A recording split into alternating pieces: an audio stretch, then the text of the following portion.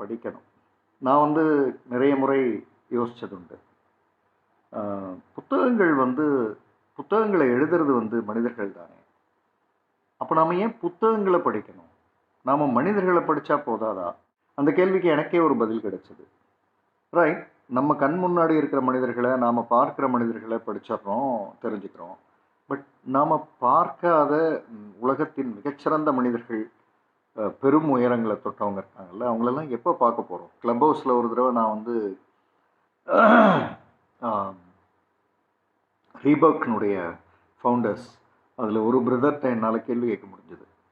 ஆ அவர நம்ம நேர்ல பார்க்க போறோமான்னு தெரியல. பட் த்ரூ கிளப் ஹவுஸ் அவர்கிட்ட கேள்வியே கேட்க முடிஞ்சது.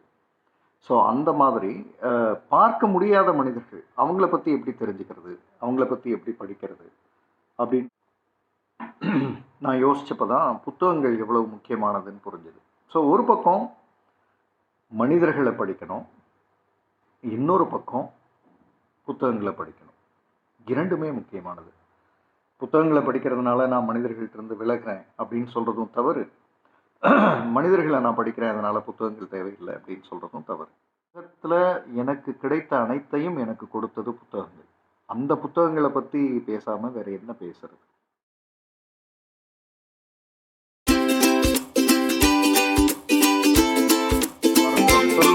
முதல் வாரம் முதல் புத்தகமா நாம இன்னைக்கு பார்க்க போறது வந்து "இன் த நேம் ஆஃப் ஹானர்" அப்படின்ற ஒரு புத்தகம். இப்ப நான் இந்த புத்தகத்த பத்தி பேசுறதுக்கு முன்னாடி, நான் இந்த புத்தகத்த பத்தி பேச ஆரம்பிச்சா ஒரு ஒரு 20, 30 மினிட்ஸ்க்கு ஐ திங்க் நம்முடைய அ புத்தக வாசிப்பு பற்றிய பகிர்வு. நான் வந்து மொபைல பார்த்து பேசுறேன். நீங்க வந்து என்ன பார்த்து இன்டராக்ட் பண்றீங்க. இது 2ம் நடந்துகிட்டே இருக்கும். இப்ப வந்து அந்த நீங்க என்ன பார்த்து இன்டராக்ட் பண்றீங்க இல்லையா? அதுக்கு நான் பதில் சொல்றதும் இங்கே நான் சொல்லிட்டே இருக்கேன். அதையும் வந்து அ யாரோ ஒருத்தங்க டைப் பண்ணிட்டே வரலாம். ஐ திங்க் அனு இருக்காங்க. அவங்க எடுத்துட்டே இருப்பாங்க. ஸோ இந்த புத்தகத்த நான் அதனுடைய வாசிப்ப உங்கள்ட்ட பகிர்றதுக்கு முன்னாடி, யாரையாவது நீங்க புத்தக வாசிப்பு நல்லது அவங்களுக்குன்னு நினைக்கிறவங்க, முகநூல்ல இருந்தாங்கன்னா, ஆ அவங்கள இப்ப நீங்க டேக் பண்ணி உள்ள கொண்டு வரலாம். ஏன்னா 52 வாரம், ஒவ்வொரு வாரமும் ஒவ்வொரு மணி நேரம், 52 மணி நேரம் நாம ஒரு விஷயத்த பத்தி பேசுறோம் அப்படின்னா, கரைப்பார் கரைத்தால் கல்லும் கரையும்னுவாங்க. புத்தக வாசிப்பை பற்றி பேசும்பொழுது புத்தகம் படிக்காத மனம் கூட புத்தகம் படிக்க ஆரம்பிச்சிடும். ஸோ நீங்கள் யாரெல்லாம் வந்து கொண்டுட்டு வந்தால் பெஸ்ட்டுன்னு நீங்கள் நினைக்கிறீங்களோ, அவங்க வரலைன்னாலும் பரவாயில்ல, நம்ம வந்து டேக் பண்ணதை போய் பார்ப்பாங்க. 1 மணி நேர வீடியோலாம் இப்போ யாரும் பார்க்கறதில்ல. 10 நிமிஷம் 15 நிமிஷம் பார்த்துட்டு ஸ்டாப் பண்ணிடுவாங்க அப்படின்னு நாம் நினைக்கிறோம். ஆனால் உலகத்தின் மிகச்சிறந்த சொற்பொழிவுகள் எல்லாம் 1 மணி நேரத்தை கிடக்குது, 40 நிமிடங்களில் கிடக்குது, 50 நிமிடங்களில் கிடக்குது. நான் பேச போகிறது சிறந்ததான்னு எனக்கு தெரியாது. ஆனால் நிச்சயமாக சிறந்ததை பற்றி பேச போகிறேன். அது என்ன மாதிரி இருக்குன்றது 52 வாரங்கள் கழித்து அது தெரிய வரும். Fine. In the name of honour. பாகிஸ்தானில் ஒரு கிராமத்தில் இருக்கிற ஒரு பெண்ணை பற்றிய, அந்த பெண்ணினுடைய வாழ்க்கையை பற்றிய புத்தகம் தான் இது. இந்த புத்தகத்தை வந்து படிக்கிறதுக்கு முன்னாடி, இந்த வாசிப்பை நான் பகிர்றதுக்கு முன்னாடி, புத்தகத்தை தேர்வு செய்யும் முறைன்னு ஒன்று இருக்கு இல்லையா? இதை நான் வந்து முதல் வருடம், அதாவது 1ஆம் தேதி அன்னைக்கு எழுதியிருந்த ரைட்டப்ஸ்லேயே எழுதியிருக்கேன். இருந்தாலும் இப்போ மீண்டும் சொல்கிறேன். ஒரு புத்தகத்தை நாம் தேர்வு செய்கிறது அப்படின்றது வந்து ரிவ்யூ படித்து இல்லை. நிறைய பேர் இப்படி நினச்சிட்டு இருக்காங்க, ரிவ்யூ படித்தா புத்தகம் வந்து நல்ல புத்தகம்னு தேர்ந்தெடுத்துடலாம் அப்படின்னு. கிடையாது. ஒரு ஒரு புத்தகத்தை நம்ம தேர்ந்தெடுக்கிறது அப்படின்றது நமக்குள்ள இது நாள் வரை என்னென்னலாம் செட்டிங்ஸாக மாறி இருக்கிறதோ, எதெல்லாம் நமக்குள்ள இதுதான் நான் அப்படின்னு ஒரு விஷயம் இருக்கும் இல்லையா, அந்த அந்த இடத்துல இருந்து தான் புத்தகத்தை அது தேர்ந்தெடுக்குது. இன்னும் கூட சரியாக சொல்ல போனால், புத்தகம் உயிர் இல்லாதது தான், நம்ம பேசுறது அறிவுக்கு ஒப்பாதது தான். ஆனால் புத்தகத்திற்கு ஒரு உணர்வு உண்டுன்னு நான் தீர்க்கமாக நம்புகிறேன். ஸோ புத்தகம் தான் நம்முடைய செட்டிங்ஸ்க்கு தகுந்த புத்தகங்கள் நம்மை தேர்ந்தெடுக்குது. ஸோ நம்ம செட்டிங்ஸில் வந்து இன்னும் சர்ச் வேணும், இன்னும் அதிகமாக இருக்குது சர்ச், இன்னும் நிறைய கற்றுக்கணும் அப்படின்னு இருந்தால் அதற்கு தகுந்த புத்தகங்கள் வந்துடுது. எனக்கெல்லாம் தெரியுமே அப்படின்னா அதற்கு தகுந்த புத்தகங்கள் வருது. ஒரு பர்டிகுலர் சப்ஜெக்டை மட்டும் பற்றி நான் தெரிஞ்சுக்கணும், சமையல் மட்டும்தான் எனக்கு ஃபோக்கஸ் அப்படின்னா சமையல் சார்ந்த புத்தகங்கள் தான் வரும். இல்லை, இந்த உலகத்தில் இருக்கிற அத்தனையும் எவ்வளவு படிக்க முடியுமோ அத்தனையும் படிக்கணும்னு நினச்சா அது சார்ந்த புத்தகங்கள் வந்துடும். எனக்கு வந்து பொதுவாக மனித மனம் அது சந்திக்கிற துயரம், அதுலேருந்து அது எப்படி எழுந்து வருது, இந்த பார்வையில் வந்து என்னுடைய கவனம் வந்து ரொம்ப அதிகமாக இருக்கும். குறிப்பாக எழுந்து வர்றதுக்கான பாசிபிலிட்டிஸ், எப்படி அது எழுந்து வருது அப்படி. அப்போ அது சார்ந்த புத்தகங்கள் தானே எனக்கு வரும், அது சார்ந்த புத்தகங்கள் தானே என்னை வந்து அடையும். ஸோ அப்படியான ஒரு புத்தகம் தான் இது. யாமினி எழுதியிருக்கிற மாதிரி மீர்வாலா வில்லேஜ். இந்த புத்தக வாசிப்பில் ஒரு நல்ல விஷயம் என்னென்னா, இதை ஒரு வாரத்துக்கு முன்னாடியே அனௌன்ஸ் பண்ணுறேன்.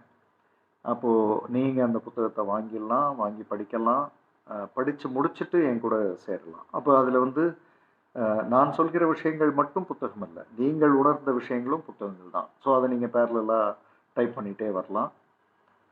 இந்த மாதிரி இது எப்படியானாலும் இந்த இந்த வாசிப்பு பகிர்வு இருக்கலாம். முக்தரன் மாய் அப்படின்றது அவங்களுடைய பெயர். ஸோ இந்த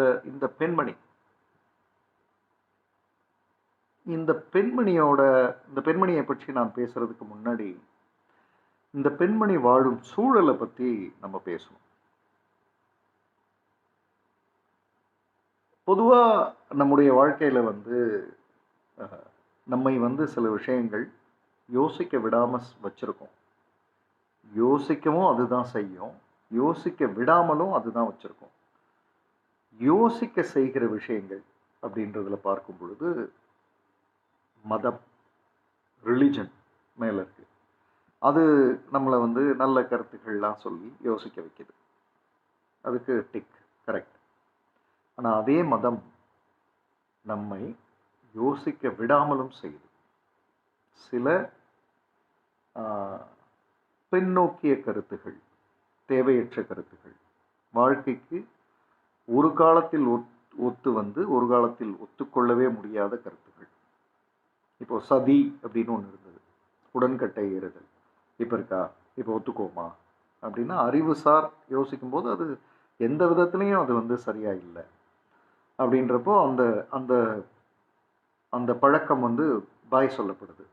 ஸோ மதம் மாதிரி அடுத்தது வந்து சமூகம், ஜாதி, இப்படியெல்லாம் வந்து நிறைய வந்து நம்மை வந்து யோசிக்க வைக்கிற விஷயங்கள் இருந்தாலுமே கூட யோசிக்க முடியாத, யோசிக்கவே நம்மளை வந்து விடாத விஷயங்களும் இதுக்குள்ளேயே தான் இருக்கு. யோசிக்க வைக்கிற விஷயங்கள் என்ன சார் இருக்கு? ஜாதியில், மதத்தில், கம்யூனிட்டியில், சமூகத்தில் அப்படின்னா இருக்குது, நிறைய இருக்குது. சில சமூகங்கள் வந்து ஆப்பிரிக்காவில் ஒரு சமூகம் இருக்குது, ஒரு குறிப்பிட்ட ஜாதி இருக்குது. அவங்க வந்து ஒரு மரத்தை வந்து அவங்க வந்து வெட்டணும்னு நினச்சா அந்த மரத்தை சுற்றி நின்று அந்த மரத்தை பற்றிய அல்லது அந்த மரத்தை தவறான விஷயங்களாக சொல்கிறது, அந்த மரத்தை வந்து திட்டினா கொஞ்ச காலத்தில் வந்து அது வந்து வேர் அழுகி விழுந்துடும் அப்படின்ற ஒரு நம்பிக்கை உள்ள கூட்டம் இப்படி இருக்காங்க. இது நடக்குமா அப்படின்றது வேற. ஆனால் அதில் என்ன சொல்லப்படுகிற விஷயம் என்ன? நல்ல விஷயம் ஒன்று இருக்குது. என்னது? ஒருத்தங்களை நீங்கள் ஒரு உறவை அழிக்கணும்னு நீங்கள் முடிவு பண்ணிட்டீங்கன்னா அதை பற்றிய தவறான விஷயங்களை பேசிக்கிட்டே இருந்தால் போதும், அது அந்த உறவு வந்து போயிடும் அப்படின்னு. அப்போ நல்ல பழக்கங்களும் இருக்குது, ஆனால் தேவையற்ற பழக்கங்களும் இந்த உறவு, இந்த மாதிரியான கட்டமைப்புகளில் இருக்குது. அதில் இந்த முக்தார் மாய், இந்த பெண்மணியோட பிரதர் ஒரு தவறு செய்ததாக சொல்லப்படுகிறது. தவறு செய்யலை அவர் அப்படின்னு இவங்க சொல்கிறாங்க. தவறு செய்ததாக சொல்லப்படுகிறது. உண்மையாக நடந்தது அப்படின்னா அவர் ஒரு சின்ன பையன். அவருக்கு வந்து இங்கே வந்து நம்ம வந்து கற்பழிப்புன்னு ஒன்று பேசுவோம், அது பெண் சார்ந்ததுன்னு நினைக்கிறோம். ஆணுக்கும் கற்பழிப்பு உண்டு. விளக்கமாக இதை சொல்கிறத விட அவங்கவுங்களுடைய இமேஜினேஷனில் புரிஞ்சுக்கிறது தான் சரியாக இருக்க முடியும். ஸோ அந்த சின்ன பையனை வந்து 4 பேர் அவரை வந்து கற்பழிச்சிடுறாங்கன்றது தான் யதார்த்தமானது. ஆனால் அதை வெளியில் தெரியக்கூடாதுன்றதுக்காக அந்த 4 பேரில் ஒருத்தருடைய சிஸ்டரை வந்து இவர் கெடுத்துட்டாரு அப்படின்னு சொல்லி வெளியில் சொல்லப்படுது. ஸோ யார், அதாவது பொய் இது, யார் வந்து இதை சொல்கிறாங்களோ அவங்க வந்து உயர்ந்த ஜாதி வகுப்பாகவும், யார் மேலே சொல்கிறாங்களோ அவங்க வந்து தாழ்ந்த ஜாதி வகுப்பாகவும் இந்த ஊரில் இருக்குது, மீர்வாலான்ற வில்லேஜில் இருக்கு. அப்போ இந்த உயர்ந்த ஜாதி வகுப்பு என்ன முடிவு செய்தோ அதுதான். ஸோ ஒரு கூட்டம் நடக்குது, அந்த கூட்டத்தில் வந்து ரொம்ப சிம்பிளாக ஒரு முடிவு எடுக்கிறாங்க. உலகமே அதிர்ந்து போன ஒரு முடிவு, ஆனால் அதை தான் எடுக்கிறாங்க. ஆனால் பிரதருக்கு வந்து இந்த மாதிரி ஒரு விஷயம் பிரதர் செஞ்சிட்டதுனால அப்படி சொல்லப்படுறது பொய். ஆனாலும் பிரதர் இப்படி செஞ்சிட்டதுனால அதுக்கான பனிஷ்மெண்ட் வந்து சிஸ்டருக்கு. சிஸ்டருக்கு என்ன பண்ணுவோன்னா, சிஸ்டரை கூப்பிட்டு அந்த உயர் ஜாதி கம்யூனிட்டியில் இருக்கிற ஆண்கள் ரேப் பண்ணுவாங்க. அஃபிஷியலாக ஒரு பஞ்சாயத்தில் இது தீர்ப்பாகுது. இந்த தீர்ப்பை எதிர்க்க முடியாத சூழலில் தான் இன்னொரு கம்யூனிட்டி இருக்கு. இதை எதிர்த்து போராட முடியாத சூழல். இப்படி ஒரு உலகம் இருக்குது. 2000 இருக்குது. 2002 நடந்த ஒரு விஷயத்தை தான் நம்ம பேசிகிட்டு இருக்கோம். ஏதோ எங்கேயோ நடந்ததில்லை. 2002, 20 வருடங்களுக்கு முன்னாடி பாகிஸ்தானில் மீர்வாலான்ற இடத்துல இது நடக்குது. இது நிறைவேற்ற வந்து யாரும் ஒப்புக்க மாட்டாங்க. ஆனால் அந்த சூழலை நான் உங்களுக்கு சொல்லணும்னு நினைக்கிறேன். இதை வந்து மஸ்தோய் அப்படின்ற கம்யூனிட்டியும் குஜார்ன்ற கம்யூனிட்டி, மஸ்தோயின்ற கம்யூனிட்டி வந்து உயர் ஜாதி, குஸ்தாயின்ற கம்யூனிட்டி வந்து குஜார்ன்ற கம்யூனிட்டி வந்து தாழ்ந்த ஜாதி. தீர்ப்பு வந்து சொன்ன பிறகு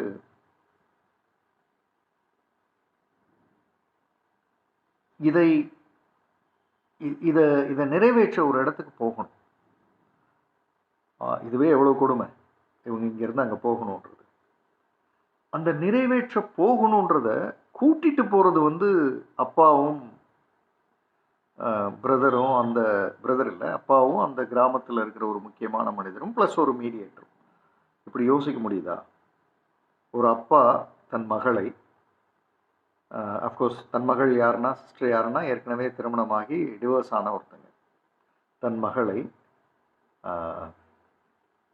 தன் மகனுடைய செய்யாத ஒரு தவறுக்காக பஞ்சாயத்தில் சொன்ன ஒரு தீர்ப்புக்காக அந்த தீர்ப்பை நிறைவேற்றுறதற்கு 4 பேர் ரேப் பண்ணுவாங்க.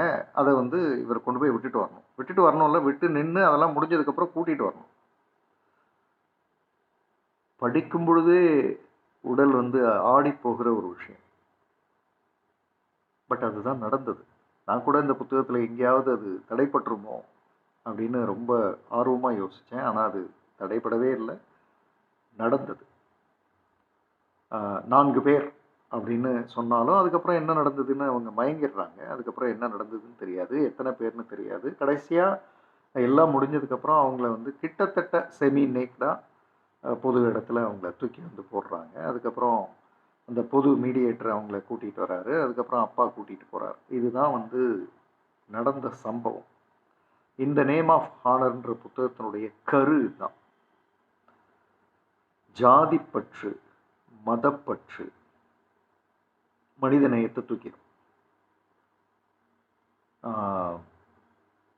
பெயர்லையும் சரி, நம்முடைய நடவடிக்கைகள்லையும் சரி, நம்முடைய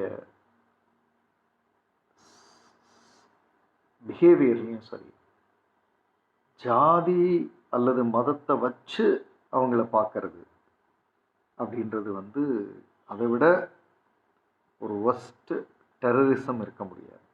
அதுதான் என்னை பொறுத்தளவு இருக்கிறதுலே ஒஸ்ட் டெரரிசம்னா அதை தான் சொல்லுவேன். ஸோ அப்படியான ஒரு பாயிண்டில் தான் வந்து இது நடக்குது.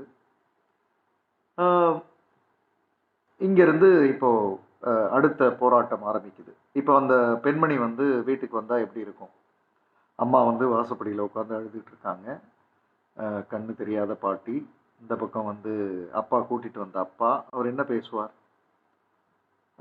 இதையெல்லாம் கடந்து வந்து ஒரு தன்னுடைய அறை, ஒரு சின்ன வீடு, அதுக்குள்ள ஒரு அறையில உட்கார்ந்திருக்கிற அந்த பெண்மணிக்கு என்ன தோணும் மனசுல?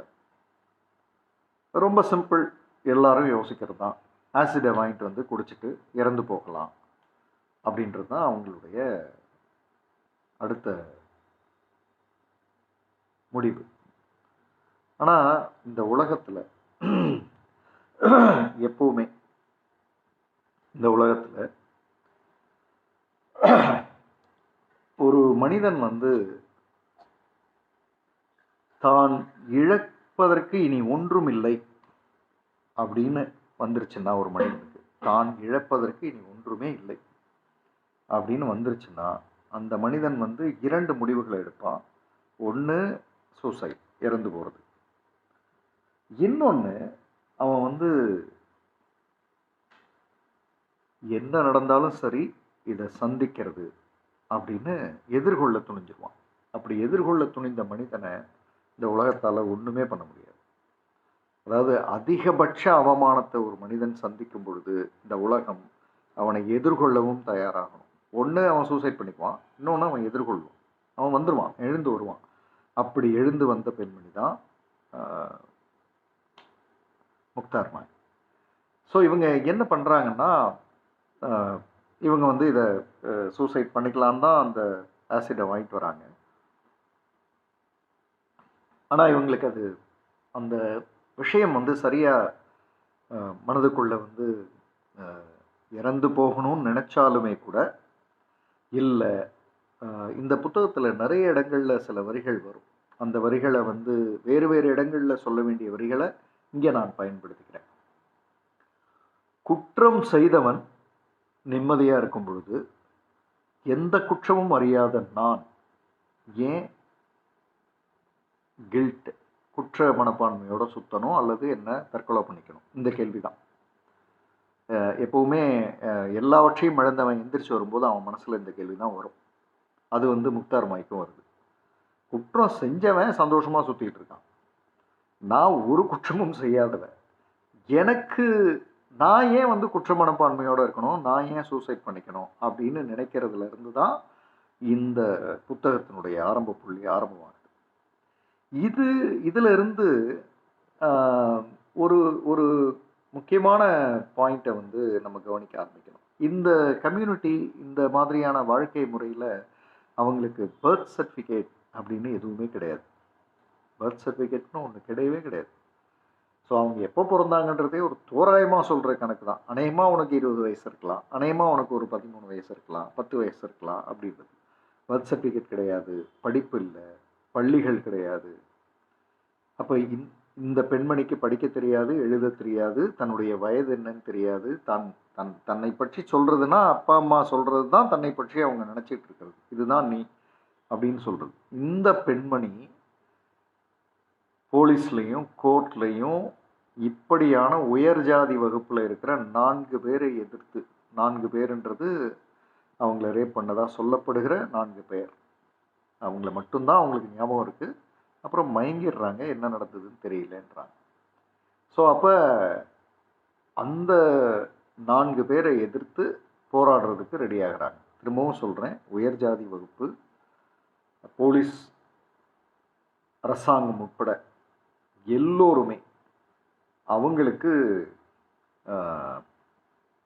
சப்போர்ட்டாக இருக்கக்கூடிய ஒரு சூழலில் தாழ்ந்த ஜாதி வகுப்புல இருந்து ஒரு பெண்மைக்கு என்ன வந்து மேக்சிமம் போயிடும் அப்படின்னு இது சொல்கிறதையே நான் ஒத்துக்கல. பட் ஃபைன், அப்படி தானே சொல்லப்படுது. ஸோ ஒரு பெண்மைக்கு வந்து இதுதான் அதிகபட்ச இழப்புன்னு சொல்லப்படுகிற கற்பும் போனதுக்கு பிறகு, பொது இடத்துல அசிங்கப்பட்ட பிறகு, இந்த ஒரு சூழலில் இருக்கிற தாழ்ந்த ஜாதி வகுப்பில் படிக்க தெரியாத, எழுத தெரியாத, தன்னுடைய வயதை கூட என்னவென்று சொல்ல முடியாத ஒரு பெண்மணி உயர்ந்த ஜாதி வகுப்பினுடைய 4 ஆண்களை எதிர்த்து, அல்லது 6 ஆண்களை எதிர்த்து, அல்லது 14 ஆண்கள், ஏன் இப்படி சொல்கிறேன்னா கடைசியாக அது 14 வந்து முடியுது, ஆண்களை எதிர்த்து தன்னுடைய சட்ட போராட்டத்தை துவக்குகிறார். இப்படி யோசிக்க முடியுமா? இப்படி ஒரு புத்தகம் நீங்கள் படிக்கணும். ஏன்னா இப்போ நம்ம சினிமாக்கள்லாம் பார்த்து என்ன பழகி வச்சுருக்கோம்னா, ஹீரோவுக்கு 4 ப்ளஸ் பாயிண்ட் இருக்குன்னா, வில்லனுக்கு 4 ப்ளஸ் பாயிண்ட் இருக்கும். இப்போல்லாம் இன்னும் கொஞ்சம் வேறு மாதிரி ஆக்கிட்டாங்க. வில்லனுக்கு 8 ப்ளஸ் பாயிண்ட் இருக்கும். ஹீரோவுக்கு வந்து ஒரு 6 இருக்கும். அந்த 2 வந்து அவர் அந்த படத்தில் 3 மணி நேரத்தில் அவர் எப்படி சமாளிக்கிறாருன்னு தான் நம்ம பார்த்து வச்சுருக்கோம். ஸோ அதனால் நம்ம எப்போவுமே ஈக்குவல் ஜஸ்டிஸ்னு ஒன்று யோசிப்போம். இந்த பிளேயிங் ஃபீல்டு வந்து ஈக்குவலாக இருக்கணும் அப்படின்னு. இந்த பெண்மணியை யோசிச்சு பாருங்கள், எந்த விதத்துலையும் எதுவும் ஈக்குவல் இல்லை. ஜாதி அமைப்பு தாழ்ந்த ஜாதி, படிச்சிருக்காங்களா இல்லை, எழுத தெரியுமா இல்லை, வயது தெரியாது, யார் இதை செஞ்சாங்க சொன்னால் அந்த கோர்ட் நம்புமா நம்பாது, போலீஸ் ஸ்டேஷனில் போய் தான் எழுதி கொடுக்கறதுக்கு முடியுமா முடியாது, இதை யாருக்கிட்ட சொல்லணும், பாகிஸ்தானுடைய காவல் நிலையத்தில் ஒரு பெண்மணி கூட இல்லை. அப்போ இதை யாருக்கிட்ட சொல்லணும், ஆண்கிட்ட சொல்லணும். அப்போ ஆண்கள்கிட்ட இதை சொல்கிற அந்த சூழலே எப்படி இருக்கும், இதை சொல்ல முடியுமா, அவங்க கேட்குற கேள்விகளுக்கு பதில் சொல்ல முடியுமா, யார் அவன் எப்படி இருந்தான், அவனுடைய உடல் அமைப்பு எப்படி இருந்தது, இன்னும் மேற்படி விஷயங்களை நான் சொல்ல விரும்பலை, அதையெல்லாம் கேட்கும் பொழுது இவங்க பதில் சொல்லணும். ப்ளஸ் இவ்வளவும் சொன்னதுக்கப்புறம் இதைத்தான் அவன் பேப்பரில் எழுதுறானான்னு தெரியாது. அதுக்கு தான் நம்ம வந்து தம்ப் இம்ப்ரெஷன், கை எழுத்து போட முடியாது, ஸோ கை நாட்டுன்னு சொல்லப்படுகிற தம்ப் இம்ப்ரெஷன் வைக்கணும்.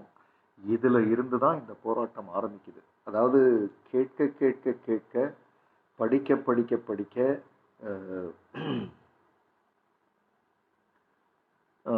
இந்த சூழலில் ஒரு பெண்மணி எப்படி யோசிச்சாங்க, எப்படி இவங்களை எதிர்த்து போராடணும்னு முடிவு பண்ணாங்க அப்படின்னு யோசிக்கிறதே மிகப்பெரிய விஷயமா இருக்கு.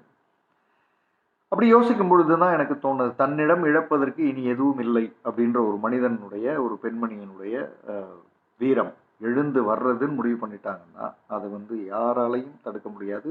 இந்த உலகம் அவங்கள சந்திச்சு தான் ஆகணும். அப்படி இந்த உலகம்னு நான் சொல்கிறேன் பாகிஸ்தான் மட்டும் இல்லை, இதில் கனடாவும் யுஎஸும் ஃப்ரான்ஸும் பெரும் பெரும் விஷயங்களை வந்து இந்த பர்டிகுலர் இஷ்யூவில் வந்து அவங்க ப்ளே பண்ணியிருக்காங்க. அதனால் உலகம் அதை சந்திக்க தயாராகிடுது. இப்போது இவங்க வந்து சொல்கிறாங்க, நடந்ததை வந்து போலீஸ் ஸ்டேஷனில் சொல்கிறாங்க. போலீஸ் ஸ்டேஷனில் வந்து எழுதிட்டு கடைசியாக கையெழுத்து போடுறது அப்படின்றத கூட தவிர்த்து, நீ முதல்ல கை நாட்டு வச்சுரு, நாங்கள் எழுதிக்கிறோம் அப்படின்னு. நாங்கள் எழுதிக்கிறோன்னு அவங்க சொல்கிறது ரொம்ப சிம்பிள். உன்னை யாரும் ரேப் பண்ணல, அது உண்மை இல்லை அப்படின்னு நீ சொல்லிடு அப்படின்னு தான் ஆரம்பிக்கிறாங்க. அப்படின்னு தான் அந்த போலீஸ் ஸ்டேஷனில் சொல்லப்படுது. உனக்கு தெரியாது, நாங்கள் எழுதிக்கிறோம், உனக்கு தெரியாது, நாங்கள் சொல்கிறத செய். அதாவது இந்த உலகத்தினுடைய மிகப்பெரிய வழி என்னென்னா, எனக்கு ஒரு விஷயம் தெரியுது, அதை நான் எக்ஸ்ப்ரெஸ் பண்ணுறேன், ஆனால் எதிரில் இருக்கிறவங்க தன்னுடைய அட்வான்டேஜை பயன்படுத்தி அதை வந்து அக்செப்ட் பண்ணிக்க முடியாதுன்னு சொல்கிறது இருக்குல்ல, அதை விட மிகப்பெரிய ஒரு அநீதி வந்து இருக்க முடியாது. அதை எதிர்கொள்கிறது அவ்வளோ எளிதில்லை. ஸோ இது நடக்குது, இது கண்ணு முன்னாடியே நடக்குது. அந்த இடத்துல இவங்க போன இடத்துல வந்து ஒரு 20 பெண்கள், 20 பெண்களுக்கு 53 ஆண்கள், ரேஷியோவை பாருங்கள். 20 பெண்களுக்கு வந்து இது நடந்திருக்குன்னு இவங்களுக்கு தெரிய வருது, ஒரு 53 ஆண்களால் இது நடந்திருக்குன்னு தெரிய வருது. அங்கே தான் இவங்களுக்கு வந்து ஒரு முடிவு வருது. இது எவ்வளவு நாட்கள் இதை ஒத்துக்கிட்டு போனாலும் ஆண்களினுடைய எண்ணிக்கை அதிகமாகிட்டு தான் போகுது. நிறைய புள்ளி விவரங்கள் இந்த புத்தகத்தில். கடந்த 6 மாதத்தில் இத்தனை பேர் வந்து 1 எரிச்சு கொல்லப்பட்டிருக்காங்க, 2 வன்முறையால் அதாவது தீவிரமான வீட்டு வன்முறைன்னு சொல்கிறோம் இல்லையா, பொருட்களால் அடித்து அது, அப்புறம் செக்ஷுவலாக பாதிக்கப்பட்டவங்க, இப்படி நிறைய புள்ளி விவரங்கள் இந்த புத்தகத்தில் வருது. ஸோ அவங்களுக்கு ஆரம்பத்தில் இதை பார்க்கும்போது தான் அவங்க வந்து சரி, இதை வந்து நாம் எதிர்கொண்டு தான் ஆகணும். அப்போ அவங்க தனக்குள்ள ஒரு பதிலை வந்து மீண்டும் மீண்டும் சொல்கிறாங்க, courage is the only way. இதை எதிர்ப்பதற்கு தைரியம் மட்டும்தான் வழி, வேறு எதுவுமே வழி இல்லை. சமூகம் அது அவங்களுக்கு உதவியாக இருக்கா? இல்லை. படிப்பு உதவியாக இருக்கா? இல்லை. அப்போ சமூகம் உதவியாக இல்லை, படிப்பு உதவியாக இல்லை, எழுத தெரியாது, வயது தெரியாது, போலீஸ் வந்து எதிராக இருக்குது, நம்ம போய் பேசுகிற கோர்ட்டில் பெண்கள் வந்து பாதிக்கப்பட்டவங்க, பெண்கள் அவங்கள வந்து ரேப் பண்ணவங்க அல்லது மற்ற விஷயங்களை அவங்களுக்காக செஞ்சவங்களோட நம்பர்ஸ் அதிகமாக இருக்குது, அவங்க மேல் ஜாதி வகுப்பு ஆட்களாக இருக்காங்க. அப்போ இவ்வளவையும் எதிர்க்கிறதுக்கு கையில் இருக்கிற ஒரே ஒரு விஷயம் தைரியம் மட்டுமே. Courage is the only way. அதில் தான் அவங்க வந்து ஸ்டார்ட் பண்ணுறாங்க. ஆனால் அவங்களுக்கு என்ன மீண்டும் மீண்டும் சொல்லப்படுதுன்னா, உனக்கு நாளைக்கு தீர்ப்பு கூட கிடைச்சிடலாம், நாளைக்கு உனக்கு ஒரு நல்ல விஷயம் கூட நடந்துடலாம், ஆனால் அதுக்கு முன்னாடி நீ உங்ககிட்ட இருக்கிற அத்தனையும் இழந்துருவ, அந்த அத்தனையும் இழந்துருவேன்னு மீண்டும் மீண்டும் உலகம் சொல்லிக்கிட்டே இருக்கு. இவங்களுக்கு என்னென்னா, எல்லாத்தையும் இழந்துட்டனே, இனிமேல் இழக்கிறதுக்கு என்ன இருக்குன்றது இவங்களுக்கு. ஆனால் அவங்க சொல்கிறது வேற. என்ன இழப்ப? பொது வாழ்க்கையில் உன்னுடைய மானம் மரியாதை போயிடும், அப்புறம் உனக்குன்னு இருக்கிற குடும்பம் போயிடும், எல்லாரையும் அவங்க எப்படியும் அவங்க கொண்டுடுவாங்க. அதனால் நீ வந்து நீ இழந்தது பெருசு இல்லை. இந்த பெண்மணி வந்து எல்லாத்தையும் இழந்தாச்சுன்னு நினைக்கிறாங்க. ஆனால் அவங்க நீ இழந்தது பெருசே இல்லை, அதை விட பெரிய விஷயம் நீ இப்போ இழக்க போகிற. அது வந்து உன்னுடைய பெயர், உன்னை பற்றிய கேரக்டர் அசாசினேஷன், அதுக்கப்புறம் வந்து உன்னுடைய குடும்பத்தினுடைய பாதுகாப்பு, இது எல்லாமே போயிடும். ஸோ இதை வந்து நீங்கள் சந்திக்க தயாரா அப்படின்னு உலகம் சொல்லிக்கிட்டே இருக்கு மீண்டும் மீண்டும். இந்த கோர்ட் ப்ரொசீடிங்ஸ் நடக்கும் பொழுது நீங்கள் எப்பவுமே இந்த உலகத்தில் நாம் வந்து நல்ல சிந்தனைகளோடு போகும் பொழுது, மீண்டும் இதை சொல்கிறேன், எப்பவுமே இந்த உலகத்தில் நாம் நல்ல சிந்தனைகளோடு போகும் பொழுது நமக்காக ஒரு மனிதன் அங்கே வருவான். எப்பொழுதுமே இந்த உலகத்தில் நல்ல சிந்தனைகளுடன் நீங்கள் செல்லும் பொழுது நமக்காக ஒரு மனிதன் அங்கே வந்துடுவான். ஒரு பெண்மணியோ, ஒரு ஆணோ, ஒரு சமூகமோ, ஒரு கூட்டமோ, ஒரு அமைப்போ அங்கே வந்து நிற்கும். அது வந்துடும். அது இயல்பு. அந்த இயல்பு, அந்த அச்சில் தான் வந்து இந்த பூமி இயங்கிக்கிட்டு இருக்கு. அப்படித்தான் ஒரு ஜட்ஜு வந்து வர்றார். அந்த ஜட்ஜு வந்து என்ன பண்ணுறாரு, இந்த இப்போ நம்ம எந்த நிர்வாகம் சரியில்லைன்னு சொல்கிறோமோ, எந்த விஷயங்கள் வந்து சரியில்லைன்னு நம்ம பேசுகிறோமோ, அதே இதில் தான் ஒரு ஜட்ஜு வந்து இந்த பெண்மணியை ஏற்கனவே இந்த பெண்மணி எழுதாத, போலீஸ் எழுதி கொடுத்த இவங்களோட தம்ப் இம்ப்ரெஷனை மட்டும் வாங்கிக்கிட்டு என்னென்னலாம் எழுத முடியுமோ அத்தனையும் எழுதி இவங்க மேலேயே தப்புன்னு இவங்களையே கூட்டிகிட்டு வந்து சொல்ல வைக்கிற ஒரு சிஸ்டத்தை நம்பாம உன்னை நான் நம்புகிறேன், நீ சொல்லு, நீ சொல்கிறத முழுக்க முழுக்க நான் கேட்கிறேன், நீ சொல்கிறத நான் எழுதுறேன், அப்படின்ற ஒரு ஜட்ஜு இவங்க லைஃப்பில் வரார். இந்த ஜட்ஜு இல்லைன்னா இன்னைக்கு இந்த புத்தகம் இல்லை. முக்தார் மாய் அப்படின்றவங்க இன்னொரு இறந்து போன பெண்மணியா, இன்னொரு அதாவது அந்த கிராமத்தோட இன்னொரு கதையாக மாறி இருப்பாங்க, அவ்வளோதான். இன்னைக்கு உலகத்தோட இன்ஸ்பிரேஷனாக அவங்க மாறி இருக்க மாட்டாங்க. அப்போ அந்த இடத்த தான் நான் சொல்கிறேன். நாம் நல்ல சிந்தனைகளோட, இப்போ கரேஜ் இஸ் த ஒன்லி வேன்னு அவங்க ஸ்டார்ட் பண்ணுறாங்க இல்லையா, அப்போ வந்து அதுக்கான ஒரு மனிதர் வந்துடுவார். அதற்கான ஒரு ஆள் தான், அப்படி வந்தவர் தான் ஒரு ஜட்ஜி. அவர் வந்து முழுக்க முழுக்க இந்த கதையை கேட்குறார். கதையை கேட்டு இந்த கதையில், அதாவது அவங்களோட, அதாவது இந்த கதைன்னு நம்ம சொல்லக்கூடாது, இந்த அவங்களுடைய வாழ்க்கையினுடைய பகுதியை அவங்க சொல்லி கேட்குறார். இதனால் வரை இந்த உலகம் அவங்க சொன்னதை வந்து கேட்டுக்கிட்டு தான் சொன்னதை தான் டைப் பண்ணிச்சு. முதல் முறையாக ஒரு ஜட்ஜு வந்து அவங்க சொன்னதை கேட்குறார். அவங்க சொன்னதை கேட்டு அவர் வந்து அதை அவங்க என்ன சொல்கிறாங்களோ அதை வந்து டைப் பண்ணுறார். அதில் சில விஷயங்கள் வந்து ஒத்துக்கொள்ளப்படுது, சில விஷயங்கள் சாட்சியங்கள் இல்லாததுனால ஒத்துக்கொள்ளப்படாமல் போகுது, அது வேறு விஷயம். ஆனால் தான் நினைத்ததை, தான் சொல்வதை ஒருத்தர் வாங்குறாருன்றதே மிகப்பெரிய ஒரு சக்ஸஸ். தான் நினைச்சதை ஒருத்தர் வாங்கிக்கிறார். நீதி அதுதானே. நான் நினைச்சதை சொல்லணும்ல, நான் நினைச்சதை வந்து சொன்னால் வேற எதையோ பேசிட்டு இருந்தால் அது எப்படி நீதியாக முடியும்? அப்போது அப்படியான ஒரு ஒரு மனநிலையோடு தான் வந்து அந்த இதில் நடக்குது. ரொம்ப இந்த இது இது இது பெரிய போராட்டத்தை நமக்கு சுருக்கமாக கொஞ்சம் சொல்லிடணும் அப்படின்னா, ஜூன் மாதத்தில் தான் இந்த ரேப் வந்து நடக்குது, 2002. ஆனால் ஆகஸ்ட் 31 இதற்கான தீர்ப்பு வந்துடுது. அப்போ எவ்வளவு குயிக்காக ஒரு சமூகம் வந்து இதுக்கு ரியாக்ட் பண்ணுது. அந்த சமூகம் எப்படி ரியாக்ட் பண்ண ஆரம்பிச்சது, இது ஏன் ரியாக்ட் பண்ண ஆரம்பிச்சதுன்னா, இந்த கிராமத்தில் இந்த கதை, இந்த நிகழ்வு, இந்த ஒரு வாழ்வியல், இந்த வாழ்வியல் நான் சொல்கிறது இது என்ன சொல்கிறது, கொடூர வாழ்வியல். இந்த கொடூர வாழ்வியல் வந்து கிராமத்தில் நடந்திருந்ததுன்னா இது அங்கேயே முடிஞ்சிருக்கும். ஆனால் இவங்களோட நல்ல நேரமோ, இந்த உலகத்துக்கான நல்ல நேரமோ, இல்லை அந்த அந்த மீர்வாலா கிராமத்திலையும் அதை சுற்றி இருக்கிற பெண்களினுடைய நல்ல நேரமோ, அந்த நேரத்தில் ஒரு பிபிசி ரிப்போர்ட்டர் அங்கே வந்திருந்தாரு. அவர் வேற ஒரு பஞ்சாயத்துக்கு வந்திருந்தாரு. அந்த பஞ்சாயத்தில் நடந்த விஷயங்களை கேட்டுட்டு இருக்கும் பொழுது தான் இந்த செய்தி காதுக்கு வருது. அதுக்கப்புறம் இந்த விஷயம் நடக்கிற இடத்துக்கு வராரு. இவங்கள்ட்ட பேசுறாரு. மற்றவர்கள் மூலியம் விஷயங்களை தெரிஞ்சுக்கிறாரு. அவர் தான் முதல்ல உலகத்துக்கு இதை கொண்டு போறார். அங்கிருந்து பாகிஸ்தான் அப்படின்ற தேசத்துக்கு அது தவறான செய்தியா உலகம் முழுக்க போய் சேரும் பொழுது தான் ஒரு தேசம் தன்னை சரிப்படுத்தி கொள்ள தயாராகிறது. ஏன்னா சரிப்படுத்தலைன்னா உலக லெவலில் பேர் கெட்ட பேர் ஆயிடும். அப்போ ஒரு பெண்மணியினுடைய ஒரு முயற்சி, ஒரு ஜட்ஜு வராரு. அதில் அந்த ஜட்ஜு வந்ததுக்கு பிறகு இந்த பிபிசி ரிப்போர்ட்டர் இவர் வந்து அதை உலகத்துக்கு கொண்டு போய் கொடுத்த பொழுது உலகம் இதை பார்த்து அதிர்ந்து, இப்படி ஒரு தண்டனையா, ஒரு வீட்டில் தம்பி ஒரு தப்பு பண்ணிட்டா அக்காவை ரேப் பண்ணுறதுன்னு ஒரு தண்டனையா, அதை ஒத்துக்கணுமா? அது வந்து எதிர்க்க முடியாத பேரண்ட்ஸ் சமூகம். அதுக்கு கூட்டிகிட்டு போய் அங்கேயே விட்டுட்டு திரும்ப வர்றது, கூட்டிகிட்டு வர்றதுன்றதை விட ஒரு கொடுமை என்ன இருக்க முடியும்? ஆனால் இதெல்லாம் இப்படி தான் வாழ முடியும், இப்படி தான் வாழணும், இப்படி வாழ்ந்தால் தான் இங்கே வாழ முடியும், இல்லைன்னா இறந்துடலாம் அப்படின்ற ஒரு ஒரு பழகி போன ஒரு உலகத்தில்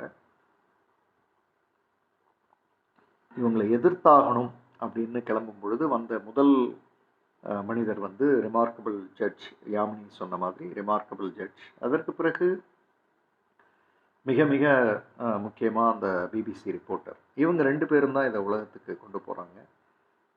14 உயர் ஜாதி வகுப்பு ஆண்களுக்கும் ஒரு தாழ்ந்த ஜாதி வகுப்பைச் சேர்ந்த பெண்ணுக்குமான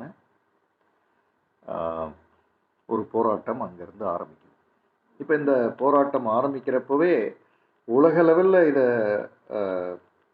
போனதுனால முக்தார் மாய் அப்படின்றவங்க ஒரு சிம்பிள் ஆஃப் ரைட்ஸாக மாறுறாங்க. இப்போது அரசாங்கத்துக்கு வந்துருச்சு இல்லையா? அரசாங்கம் என்ன பண்ணும்? ரொம்ப சிம்பிள், பணத்தை கொடுத்து சரி பண்ண முயற்சிக்கும். ஸோ அரசாங்கத்துக்குன்னு ஒரு ஆம் இருக்கு இல்லையா? போலீஸ் வரும், அல்லது மினிஸ்டர் வருவார், அல்லது அதற்கு அடுத்த உயர்ந்த பதவியில் இருக்கிறவங்க வருவாங்க. இப்படி தான் வந்து பணத்தை கொடுத்து சரி பண்ண முயற்சி பண்ணுறாங்க.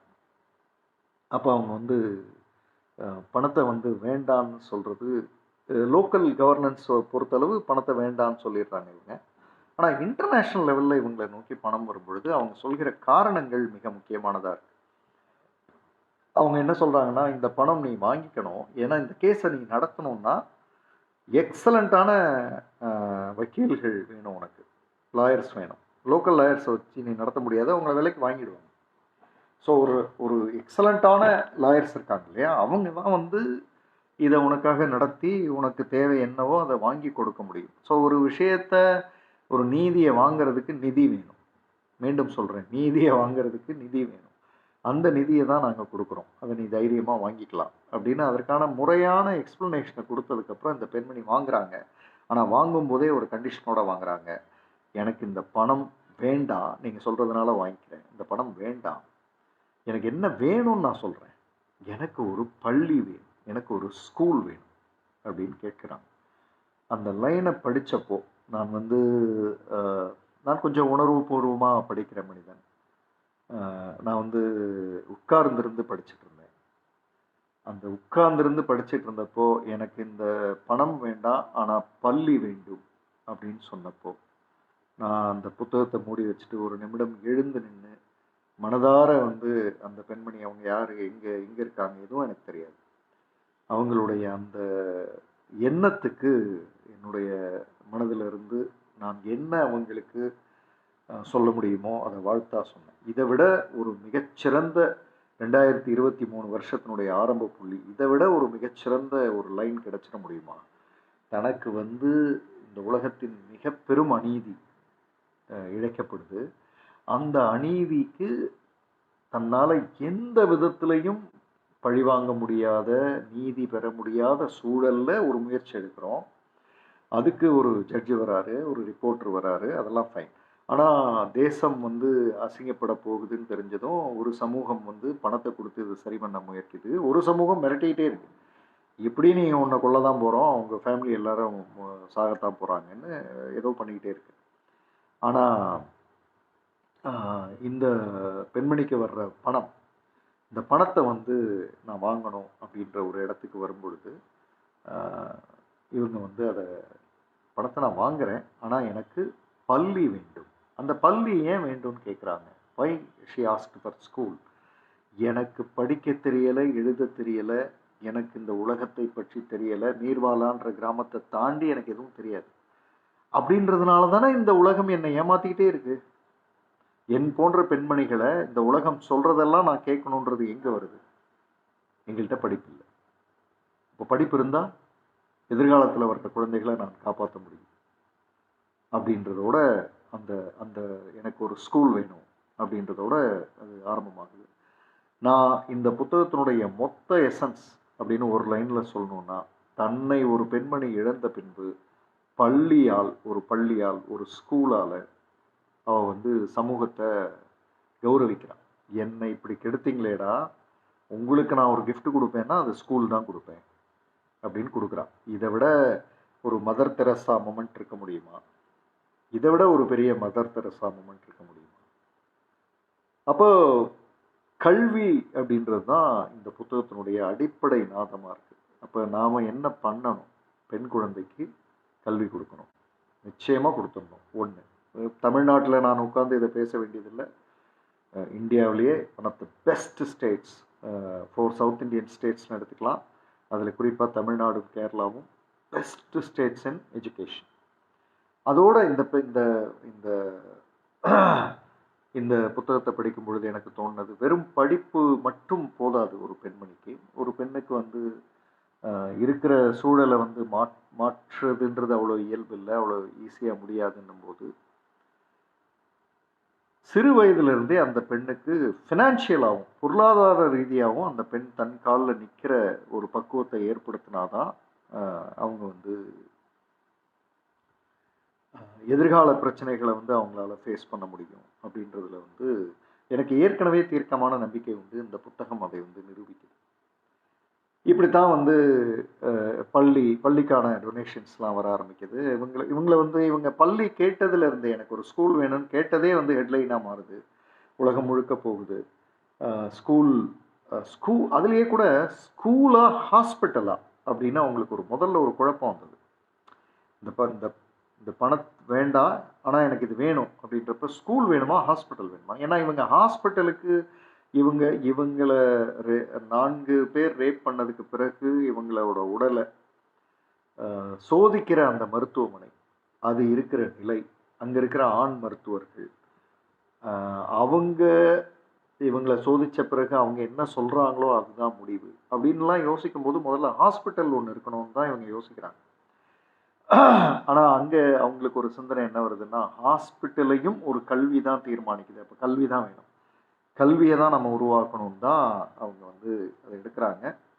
இவங்களுடைய அந்த பள்ளி உருவாகுது. அந்த பள்ளிக்கு 1 வருடத்திற்கான அந்த டீச்சர்ஸ்க்கான சேலரியை வந்து ஃபின்லாந்து தேசம் கொடுக்குது. ஃபின்லாந்து, நீங்கள் இப்போ கேட்டுட்ருக்கிறவங்க எந்த உலகத்தில் வேணாலும் இருக்கலாம். நாளைக்கு ஃபின்லாண்ட்லேருந்து ஒருத்தர் வராங்கன்னு சொன்னால் அவங்கள்ட்ட நீங்கள் இதை சொல்லி, அல்லது ஃபின்லாந்து சார்ந்த எந்த ஒரு விஷயம் நடந்தாலும் இந்த விஷயத்தை சொல்லி ஃபின்லாண்டை பெருமையாக சொல்லலாம். இப்படி ஒரு தேசம். இந்த தேசம் என்ன பண்ணுது?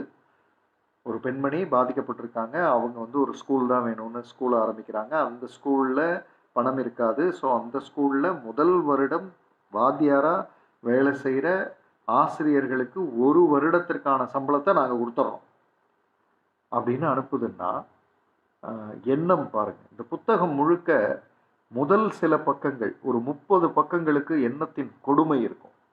அதற்கடுத்த 130 பக்கங்கள், 140 பக்கங்களுக்கு எண்ணத்தின் சிறப்பு இருக்கும். 30 பக்க எண்ணத்தின் கொடுமையை 130 பக்க எண்ணத்தின் சிறப்பு தான் ஜெயிக்க வேண்டியிருக்கு. அப்போ இந்த உலகத்தினுடைய எண்ணத்தினுடைய கொடுமை இருக்கு இல்லையா, அது சின்னதாக இருந்தாலும் அதனுடைய இம்பேக்ட் வந்து ரொம்ப பெருசு. அதை ஜெயிக்க வைக்க 130 பக்க அளவுக்கு நல்ல விஷயங்கள் நடக்க வேண்டியிருக்கு. தான் இந்த புத்தகத்தினுடைய மொத்த எசன்ஸை நான் 2ஆக பிரிக்கிறதுனா அப்படி தான் பிரிப்பேன். அப்போது இந்த விஷயம் வர ஆரம்பிக்குது. கவர்மெண்ட்டும் சப்போர்ட் பண்ணுது. ஏன் கவர்மெண்ட் சப்போர்ட் பண்ணுது? கவர்மெண்ட் சப்போர்ட் பண்ணல அப்படின்னா, கவர்மெண்ட்டுக்கு ஏற்கனவே பேர் கெட்டு போச்சு. இவங்க ஆரம்பிச்சிருக்கிற பள்ளி கூட கவர்மெண்ட் எதுவும் சப்போர்ட் பண்ணல அப்படின்னும்போது, அது இன்னும் ஒருதலை பட்சமா மாறும் அப்படின்றதுனால கவர்மெண்ட் வந்து சப்போர்ட் பண்ணுது. இந்த பெண்மணிக்கு அதுக்கு பிறகு உலக லெவல்ல எல்லாமே 3 மாதத்துல நடக்குது. ரொம்ப வேகமா நடக்குது. இந்த பெண்மணிக்கு வந்து அவார்ட்ஸ் எல்லாம் வர ஆரம்பிச்சிருது. ஏன்னா இந்த பள்ளி ஆரம்பிக்க போறாங்கன்னும் போது இன்டர்நேஷனல் ஹியூமன் ரைட்ஸ் டேல இவங்க கொண்டாடுறாங்க. First national observance of women's rights வந்து கொண்டாடுறாங்க. In recognition of Mukhtar Bai Bibi நடக்குது. International committee of human rights இவங்களை கொண்டாடுது. ஸ்பெயினில் வந்து குயின் ரானியா ஆஃப் ஜோர்டான், அவங்க வந்து குயின் ரானியா அவங்க பேர், ஜோர்டானோட ராணி, அவங்க வந்து இவங்களை சந்திக்கிறாங்க. இவங்களுக்கு என்ன செய்யணுன்றதுக்கு ரெடி ஆகுறாங்க. இந்த மாதிரி ஏகப்பட்ட விஷயங்கள் இவங்களுக்கு நடக்குது. ஆனால் பேரலில் இவங்களுக்கு இன்னொரு விஷயம் நடந்துக்கிட்டே இருக்கு. மஸ்தோய் கம்யூனிட்டி, அதாவது கம்யூனிட்டியில் பெஸ்ட்டாக இருக்கு இல்லையா, அந்த மஸ்தோய் கம்யூனிட்டி வந்து இவங்களை எப்படியும் இவங்களை குடும்பத்தோடு அழிச்சணுன்றதை சொல்லிக்கிட்டே இருக்கு. ஸோ அப்போ இந்த விஷயத்தை வந்து கோர்ட்டு கவனிக்குது. கோர்ட்டும் அரசாங்கமும் இதை கவனித்து அவங்களுக்கு பாதுகாப்பை அளிக்குது.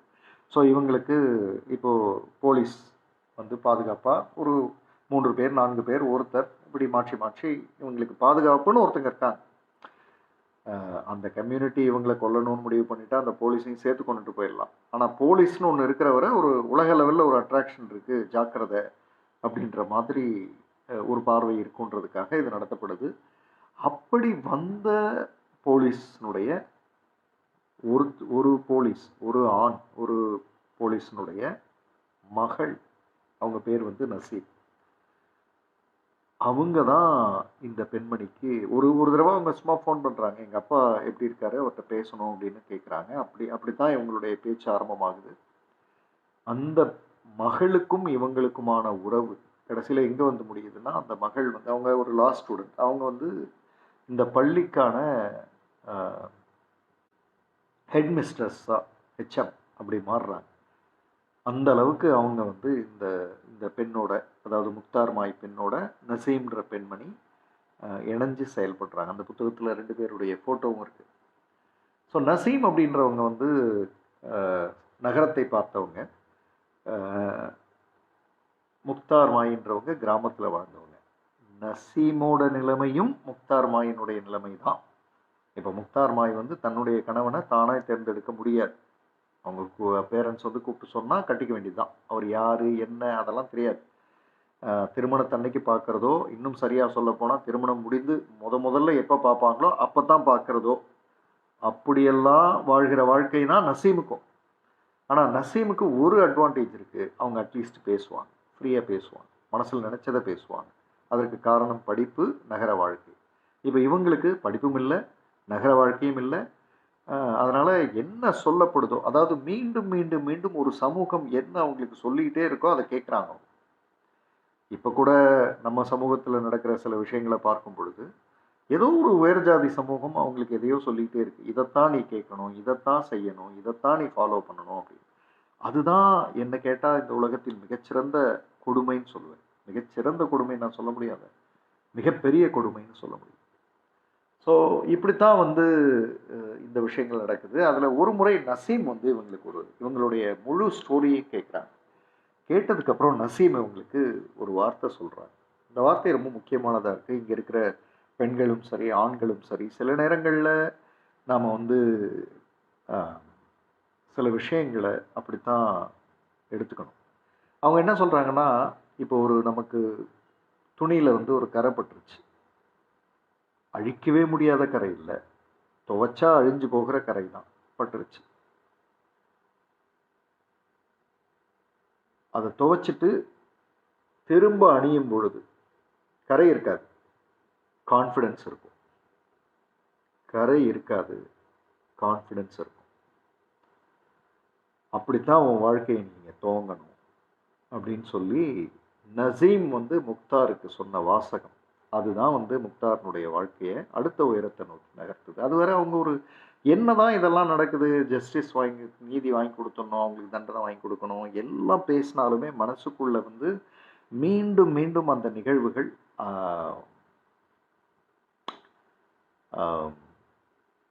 ஒரு ஒரு ஒரு அவலமாகவே மீண்டும் மீண்டும் அது மனசுக்குள்ளே ஓடிக்கிட்டே இருக்கு. அதை அவங்களால எதிர்கொள்ள முடியல. இப்போ நான் ஒரு ஆணா ஒரு பெண்ணோட வழியை என்னால் பேச முடியாது. இங்கே இருக்கிற பெண்கள், இங்கே இதை கேட்டுக்கிட்டு இருக்கிற ஒரு பெண், அவங்களுக்கு தான் அந்த வழி புரியும், எனக்கு புரியாது. ஏன்னா பெண் உடல் அமைப்பில் இன்னொருத்தனுடைய அவங்களுடைய விருப்பம் இல்லாமல் இன்னொருத்தன் உள்ளே வந்து போகிறது அப்படின்றது வந்து அது அது வந்து ஒரு அருவருப்பான விஷயமா நான் பார்க்குறேன். இருக்கிறதுலே மிகப்பெரிய அருவருப்புன்னா அதுவாக தான் இருக்க முடியும். அப்போ அந்த அருவருப்பை வந்து நீ வந்து எதிர்கொள்ளணும்னா அது அது வந்து சட்டையில் பட்ட கரை. அதை நீ வந்து துவைச்சிட்டு அந்த சட்டையை திரும்ப நீ போடும் பொழுது கரை போயிடும், கான்ஃபிடென்ஸ் வந்துடும். இதுதான் வந்து வாழ்க்கை, இப்படி தான் நீ வாழணும் அப்படின்னு நசீம் பேசுறதுல இருந்து தான் இவங்களுடைய வாழ்க்கை வந்து, அதாவது உள்ளும் சரியா இருக்குது. அதுவரை வெளியில வந்து ரிப்போர்ட்டர்ஸு அவங்க இவங்கன்னு இவங்க ஒரு முக்கியமான பெண்மணியாக மாறிடுறாங்க உலக லெவலில். ஆனால் உள்ளுக்குள்ளே படுத்தா கண்ணை முழிச்சா அந்த சம்பவம் வந்து மீண்டும் மீண்டும் மீண்டும் மீண்டும் நடக்கும் பொழுது அவங்களுக்குள்ளேயே கேள்வி வருது, இப்படியான ஒரு சம்பவத்தை எப்படி மறக்க முடியும், எப்படி இதை வச்சுட்டு நான் வாழ முடியும் அப்படின்னு. ஸோ அதை வந்து நசீம் சொல்கிறாங்க.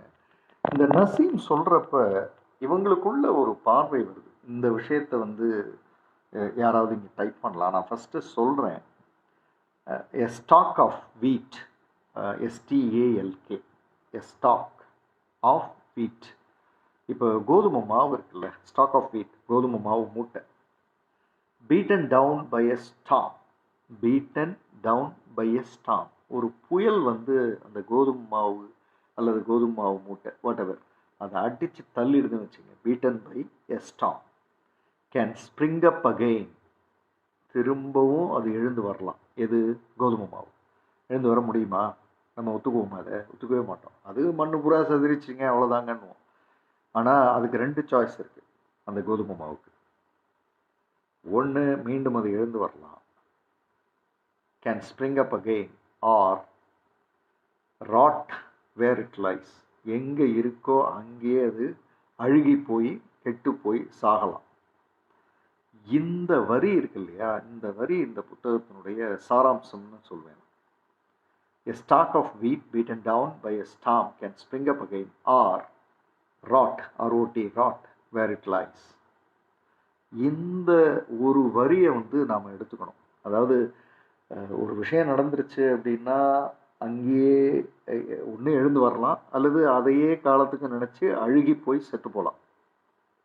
What you are up to அப்படின்றது தான் கேள்வி. இந்த புத்தகம் வைக்கிற கேள்வியும் அதுதான். அதில் வந்து இவங்க எழுந்து வர்றது அப்படின்னு முடிவு பண்ணுறாங்க, எழுந்து வந்தாகணும் அப்படின்னு முடிவு பண்ணுறாங்க. இனிஷியலாக நீங்கள் இந்த உலகம் எப்பவும் பார்க்குறது தான். இந்த ஸ்கூலை பற்றி இவங்க ஸ்கூல்னு ஆரம்பிக்கும் போது இந்த உலகம் வந்து குறிப்பாக இவங்க ஜாதியிலையும் சரி அந்த உயர்ந்த ஜாதியிலையும் சரி இந்த ஸ்கூலை பற்றிய அனைத்து தவறான பேச்சுகளையும் ஆரம்பிக்கிறாங்க. குறிப்பாக இவங்க வந்து மாரலாக கெட்டு போயிட்டாங்க, கிட்டத்தட்ட ப்ராஸ்டியூட் ஆகிட்டாங்க. இவங்களுக்கு நிறைய விதத்தில் பணம் வருது. இவங்க வந்து கஞ்சா, ஹேஷிஷ்ன்றாங்க, அதெல்லாம் அடிக்க ஆரம்பிக்கிறாங்க. எந்த பெண்மணியே மொத்தம் நம்ம சமூகத்துக்கே ஒரு இழுக்கு அப்படின்னு சொன்ன அதே கூட்டம் தான் ஒரு காலகட்டத்துக்கு அப்புறம் அந்த பள்ளியில் வந்து தன்னுடைய குழந்தைகளை சேர்க்க ஆரம்பிக்குது. ஸோ நீங்கள் நல்லது செஞ்சீங்கன்னா இந்த உலகம் முதல்ல உங்களை வரவேற்காது. இந்த உலகத்துக்கு நீங்கள் செய்கிற நல்லது புரியறதுக்கே சில வருடங்கள் ஆகும். அதுவரை முதல்ல நீங்கள் தாக்கு பிடிக்கணும். ஸோ வெறும் நல்லது செய்கிறதுக்கு இங்கே வந்து பிரயோஜனம் இல்லை. அந்த நல்லது செய்கிறத உலகம் புரிஞ்சுக்கிறதுக்கு சில வருடங்கள் ஆகும் இல்லையா, அதுவரை தாக்கு பிடிக்க நீங்கள் தயாராக இருந்தால் தான் இந்த உலகம் வந்து உங்களை புரிஞ்சு அதுக்கப்புறம் உங்களை கொண்டாடும், அதுக்கப்புறம் உலகமே கொண்டாடும். ஸோ அதுவரை தாக்கு பிடிக்கணும். ஸோ நிறைய இப்போ நல்ல விஷயங்கள் நம்ம கண்ணு முன்னாடி நடக்குது. அந்த நல்ல விஷயங்கள் எல்லாம் உலகம் வந்து எடுத்துக்கிறது உடனே எடுத்துக்காதது. உலகத்துக்கு எப்பவுமே சந்தேகமாக ஒரு பார்வை இருக்கும். அதனால் அந்த சந்தேக பார்வையோடு தான் பார்க்கும். அப்படித்தான் ஸ்கூலையும் இந்த உலகம் அவங்களோட கம்யூனிட்டி, எதிர்த்தரப்பு கம்யூனிட்டி எல்லாமே சந்தேகமாக பார்த்து, இன்னும் சரியாக சொல்ல போனால் இவங்களோட கம்யூனிட்டியும் சரி எதிர்த்தரப்பு கம்யூனிட்டியும் சரி இந்த உலகத்தை வந்து அதாவது இவங்களை எப்படி பார்த்துச்சு அப்படின்னா, கிட்டத்தட்ட இவங்களுடைய சமூகத்துக்கு இந்த பெண்மணி வந்து ஒரு அசிங்கம், ஒரு ஒரு அவமானம் அப்படின்னு பார்த்துச்சு. அதை கடந்து இந்த பெண்மணி தான் நம்ம சமூகத்திற்கான மிகப்பெரிய விடிவெள்ளி பெருமை அப்படின்னு நினைக்கிறதுக்கே வருடங்கள் ஆகும். ஸோ இது ஒன்றும் எளிதாக நடந்துடல. நம்ம இங்கே உட்காந்துக்கிட்டு எஃபி லைவ் நான் பேசுகிறேன், நீங்கள் லைவை பார்த்துட்டு கமெண்ட் போட்டுட்டு போகிறது மாதிரியான வாழ்க்கை இல்லை இது. இது கிட்டத்தட்ட உடல் முழுக்க காயங்களை ஏற்படுத்தி அதில் உப்பையும் மிளகுத்தூளையும் பெப்பரையும் போட்டு அப்பப்போ காயம் ஆறினவுடனே மீண்டும் காயத்தை ஏற்படுத்தி உப்பையும் மிளகுத்தூளையும் பெப்பரையும் போட்டு மீண்டும் காயத்தை இது மாதிரி கிட்டத்தட்ட 150 முறை நடந்திருக்கு. அதாவது 150 முறைன்னு சொல்கிறது, அந்த பெண்மணி இந்த பெண்மணியோட பேட்டிகள்லாம் நான் பார்த்தேன். இவங்களோட டெக்டாக் இருக்குது, இவங்களோட ட்விட்டர் பேஜ் இருக்குது, இவங்க வீடியோஸில் பேசுகிற விஷயங்கள் இருக்குது. அதில் பார்க்கும் பொழுது முதல் முறை தனக்கு நடந்தது சொன்னாங்கல்ல, அதை கடைசியாக அவங்க ரிப்போர்ட்டர்ஸு மற்றதெல்லாம் சேர்த்து சொல்கிறத பார்த்தா கிட்டத்தட்ட 150 முறை சொல்லியிருக்காங்க. அவங்க ஒரே ஒரு வார்த்தை சொல்கிறாங்க, ஒரு முறை என்னை 4 பேர் ரேப் பண்ணாங்க, 150 × 4 600 முறை நான் மீண்டும் மீண்டும் ரேப் செய்யப்பட்டிருக்கிறேன் அப்படின்னு அவங்க அதை சொல்கிற விதம் இருக்குல்ல, அது எவ்வளோ ஒரு கொடுமையான விஷயம். அது ஒரு அதை மீண்டும் மீண்டும் ரிப்பீட் பண்ணுறது அப்படின்றதே எவ்வளோ ஒரு கொடுமையான விஷயம். சொல்கிறதுலையே, செயல் விட்டுருங்க, சொல்கிறதுலையே. ஸோ அது மாதிரி ஒரு இவ்வளவுக்கும் தாண்டி ஸ்கூல் செய்யணும்னா அதுக்கு ஒரு கெட்ட பேர், ஒழுக்கம் தவறியாச்சு, பணம் நிறைய வந்துருச்சு, ஒரு படிப்பறிவு இல்லாத கிராமம் தானே அது, அப்படி தானே யோசிக்கும்.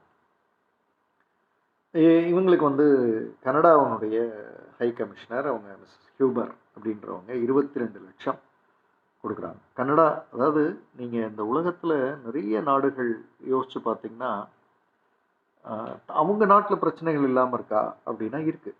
ஏன்னா இந்த புவர் டிஃபென்ஸ் வைப்பாங்க. இந்த இப்போ பாகிஸ்தான் போர், அவங்க நாட்டில், கனடா நாட்டில் பிரச்சனை இல்லை, கனடா நாட்டில் இருக்கும், இல்லைன்னு சொல்ல. உன் நாட்டில் ஒரு பிரச்சனைக்கு, உன் நாட்டில் நடந்த ஒரு பிரச்சனைக்கு நீயே செய்யாத விஷயத்த அவங்க செய்கிறாங்க அப்படின்னா அந்த அளவுக்கு அந்த விஷயம் மோசமானதுன்னு நீ இன்னும் உணரலை அப்படின்றது தான் அவங்க சொல்ல வர்றது. ஸோ 22 லட்சம் அவங்க கொடுக்குறாங்க. 2002 இது நடக்குது. 2005 இந்த பள்ளியில் 160 ஆண் குழந்தைகளும் 200 பெண் பிள்ளைகளும் படிக்கிறாங்க. 160 ஆண் குழந்தைகள், 200 பெண் பிள்ளைகள் படிக்கிறாங்க. இந்த பெண் பிள்ளைகள் யாமினிங்க எழுதியிருந்தாங்க. கோரன் அவங்களுடைய மத நூல் புத்தக அது சம்பந்தமான மந்திரங்களை ஓதுறதை கேட்கும் பொழுது, சிரிக்கும் பொழுது, விளையாடுறதை பார்க்கும் பொழுது மீண்டும் மீண்டும் இவங்களுக்கு முக்தர் மாய்க்கு எதிர்காலம் சிறப்பாயிடும் அப்படின்ற நம்பிக்கை இருக்காங்க. இன்னும் சிறப்பாகலை, எண்ணங்கள் அப்படி தான் இருக்கு, ஆனால் சிறப்பாயிடும் அப்படின்னு அவங்க நம்புறாங்க. அவங்க இந்த புத்தகத்தில் சில விஷயங்களை மீண்டும் மீண்டும் சொல்றாங்க. அதை சொல்லலாம். அதாவது கடவுளோட தீர்ப்பு, இந்த விஷயமும் நம்ம இங்கே வச்சுக்கலாம். God's justice may happen sooner or later. யாராவது ஒருத்தங்க டைப் பண்ணலாம். காட்ஸ் ஜஸ்டிஸ், கடவுளோட தீர்ப்பு இருக்கு இல்லையா, அது மே happen sooner or later, but my justice have to be done now. என்னுடைய தீர்ப்பு இப்போவே நடந்தாகணும். கடவுளோட தீர்ப்பு அது வரட்டும். நம்ம ஒரு கட்டத்தில் இந்த வார்த்தையை சொல்லிட்டு போவோம், கடவுள் பார்த்துக்குவார் அப்படின்னு. கடவுள் பார்த்துக்குவாருன்றதுக்கு இன்டைரக்ட் மீனிங் நம்மளால் பார்த்துக்க முடியலன்றது. ஆனால் இந்த பெண்மணி எடுத்த முடிவு கடவுளோட தீர்ப்பு அது என்னைக்கு வருதோ வரட்டும், அவங்களுக்கு நடக்க வேண்டியதெல்லாம் நடக்கும். ஆனால் என்னுடைய தீர்ப்பு அது இப்போ நடந்தே ஆகும். அது அட் ப்ரெசன்ட் நவ் அப்படின்றது தான் அவங்களுடைய இன்னொரு முக்கியமானது. இவ்வளவு நடந்து உலகம் பூரா பேசி உலகமே இதை பார்த்து அதிர்ந்து போய் இவங்களுக்கு உதவியெல்லாம் பண்ணி ஸ்கூல் நடந்துக்கிட்டு இருக்கும் பொழுது அடுத்த ஒரு அநியாயம் நடக்குது.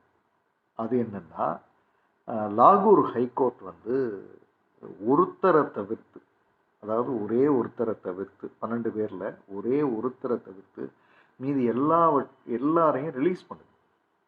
போதுமான ஆதாரங்கள் இல்லை அப்படின்னு சொல்லி ரிலீஸ் பண்ணுது. மீண்டும் உலகமே கொதிக்குது. இவங்க போராட்டங்களை முன்னெடுக்கிறாங்க. இவங்க வேறு வேறு இடங்களில் போராட்டங்கள் ஆரம்பமாகுது. உலகம் முழுக்க போராட்டங்கள் ஆரம்பமாகுது. உலகம் இவங்களை கூப்பிடுது, இவங்களுக்கு நடந்த அநியாயத்தை பற்றி பேச கூப்பிடுது. அப்போ தான் இப்போது இங்கே டைப் பண்ணியிருந்தாங்க யாரோ, அது நடந்தது. அதாவது முஷரஃப் இருக்கார் இல்லையா, அவரை பற்றி நாம் பல விஷயங்களில் அவரை பற்றி தெரிஞ்சு வச்சுருப்போம். ஆனால் இந்த ஒரு விஷயத்தில் கிட்டத்தட்ட கேவலமாக நடந்துக்கிட்ட ஒரு பிரசிடென்ட்டுன்னு தான் சொல்லணும். ஏன்னா இந்த பெண்மணி வெளியில் போகாமல் இருக்கிறதுக்கு கிட்டத்தட்ட வீட்டில் வந்து அது என்ன சொல்லுவாங்க, வீட்டு காவல்னு சொல்லுவாங்க இல்லையா, அந்த மாதிரி வச்சுருந்தாங்க. இந்த பெண்மணிக்கு விசாவோ பாஸோ மற்றதெல்லாம் கொடுத்தா தானே போக முடியும். அதை கொடுக்காம உத்தரவு வந்து முஷரஃப் இருந்து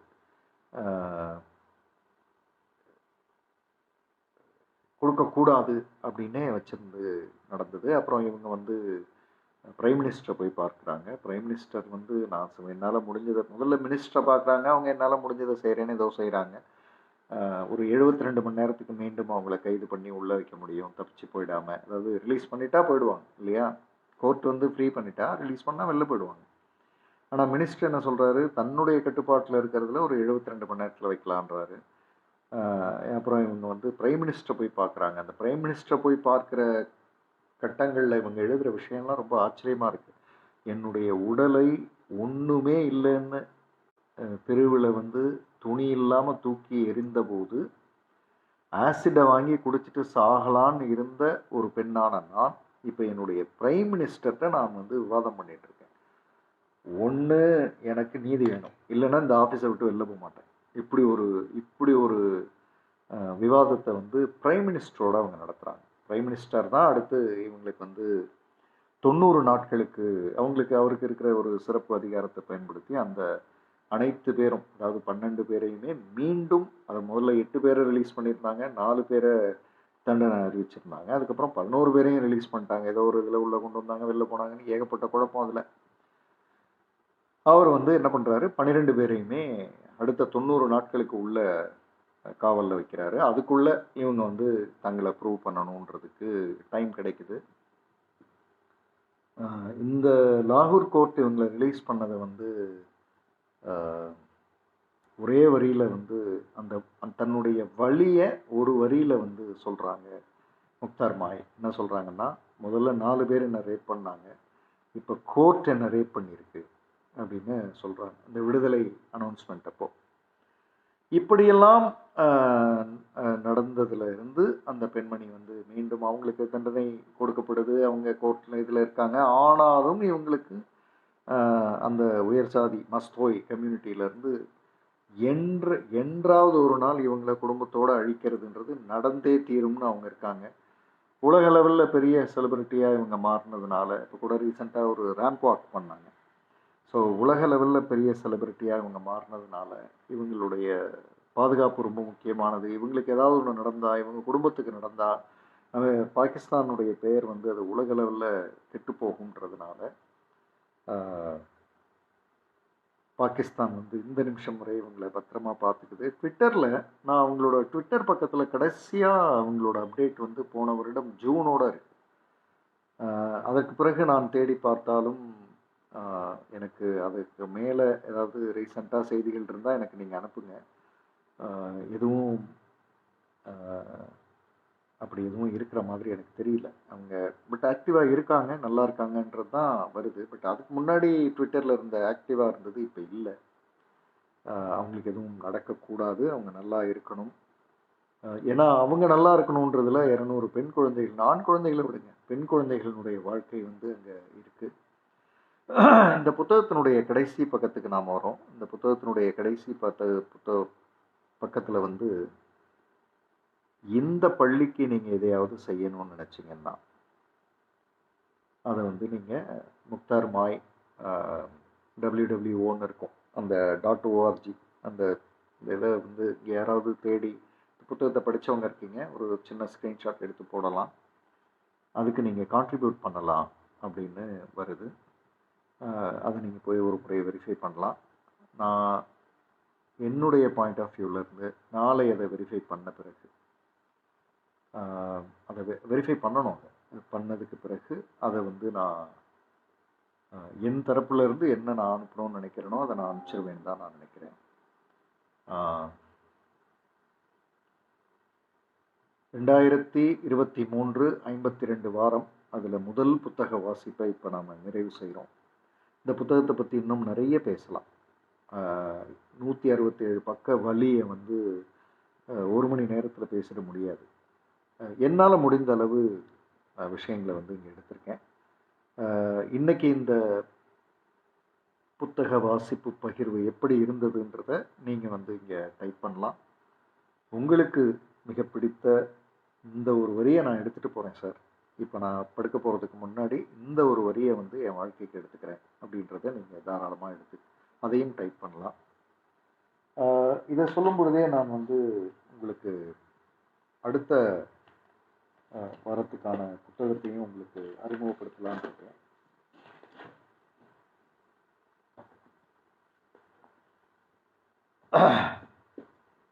நீங்கள் முதல்ல உங்களுடைய பின்னூட்டங்களை டைப் பண்ணலாம், அதை நான் படிச்சுக்கிறேன். அதுக்கு பிறகு அடுத்த வார புத்தகத்தை சொல்கிறேன். மீண்டும் நாம் அடுத்த ஞாயிறு 9 மணிக்கு நாம் வந்து சந்திப்போம்.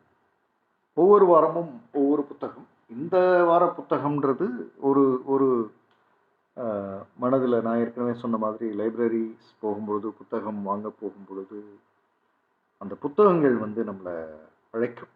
அந்த புத்தகங்கள் வந்து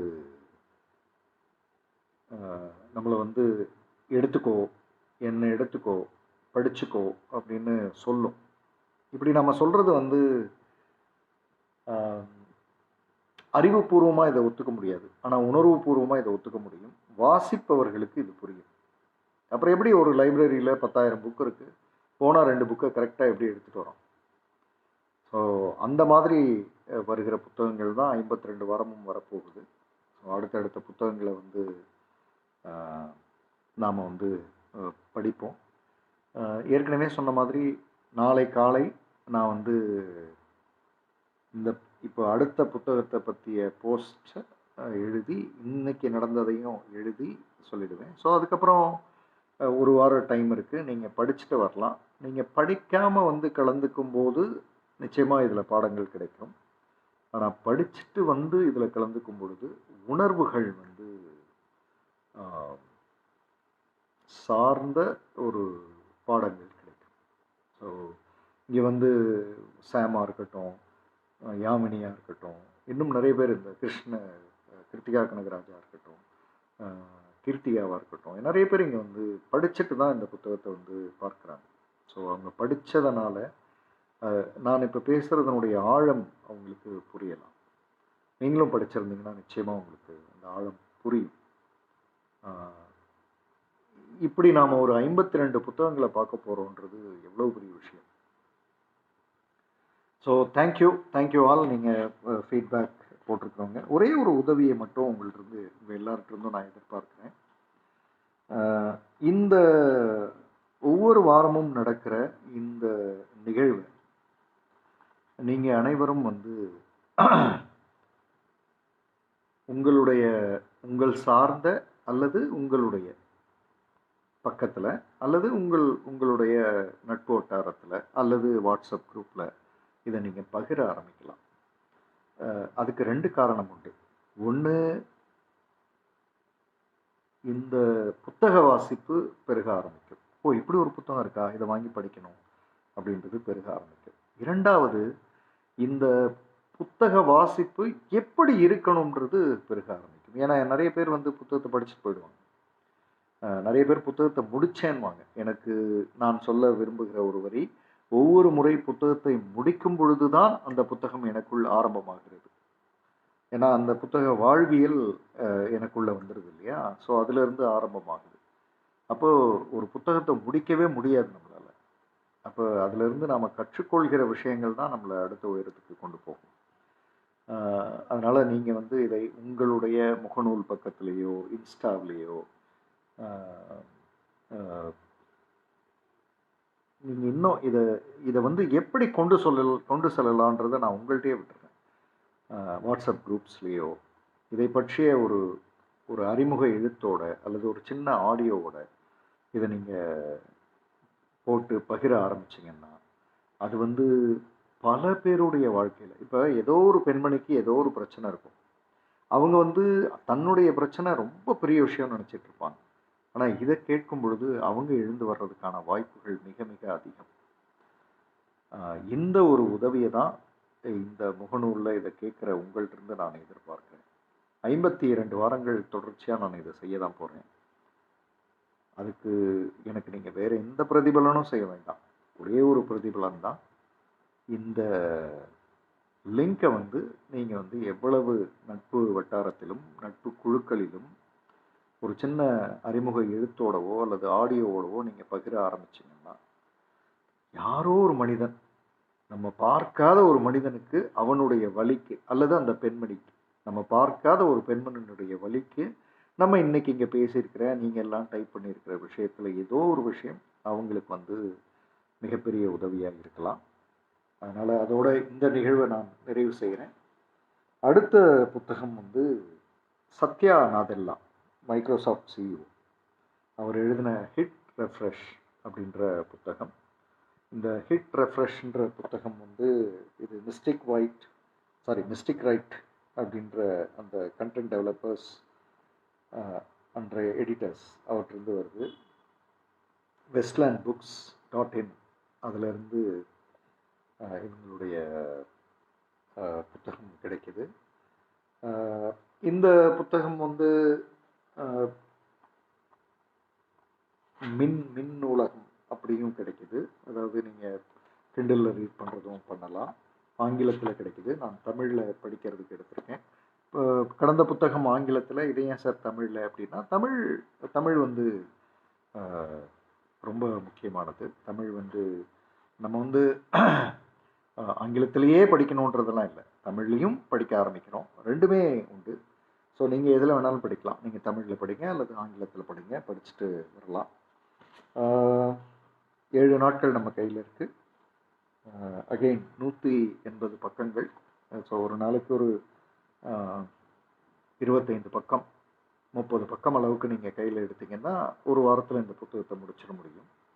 இந்த புத்தகத்தை படித்து முடித்து வரும்பொழுது சத்யா நாதெல்லா அப்படின்ற ஒரு மனிதனுடைய அவருடைய